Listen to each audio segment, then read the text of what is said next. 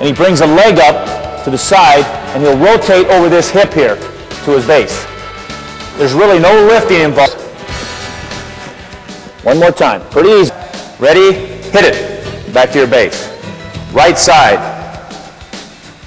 Hit it. Back to your base. Left side. Hit it. Back to your base. On your back. Hit it. Back to your base. He raises his hips up, goes a leg under, and an arm comes over. Leg under, arm comes over. One at a time. Leg under, arm over. Leg under, arm over. Now, the same position started here. It could start on the rear end, on his rear end here. He's up, leg under, arm over. Leg under, arm over. And during this process, he could accidentally hit down, but he's got to bounce right up. It's a very important process, hitting the mat and bouncing back up. Let's put it together now. Leg under, arm over. Ready? Hit it.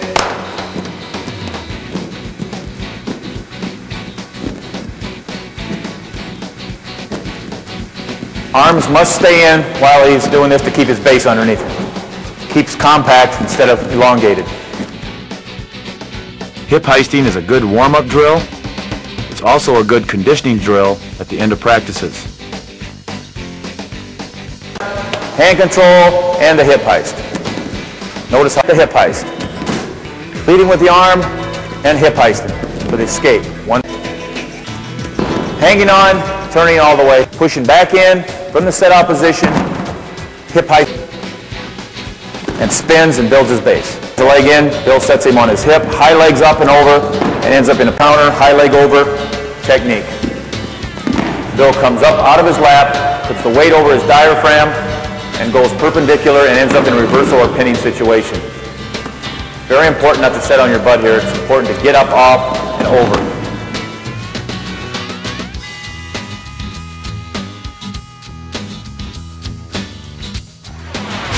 A good drill for conditioning and clearing legs is the army crawl drill. Here Bill swivels his hips across the mat. Obvious reasons. It involves bridging and breaking pinholds. These bridging drills involving kipping and rotating are very important in wrestling. They increase the flexibility and the strength of the wrestler. One uses his neck in wrestling positions many times during a wrestling match.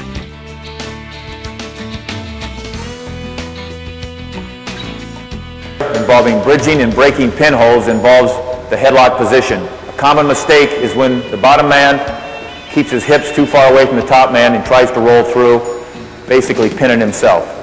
One more time. Rolls through, basically pins himself. He should be crawling into his opponent, getting his hips under and rolling through to come out on top. Bridging through can be very easily done if executed properly. Pulling the bottom arm out is the key. Where Bill's circling, he's reaching down, he's stalking, he's backing up, he's body faking,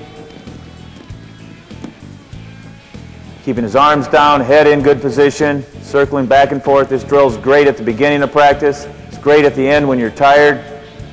Great to put yourself in a lot of positions. A lot of body faking.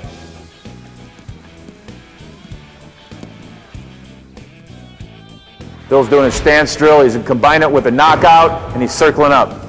Knockout is basically preventing the opponent from scoring, keeping him off your legs.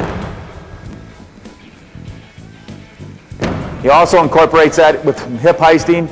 As he knocks out, he hits a couple of hip heists, one or two, and circles up. Throws his legs back, hip heists, and circles up.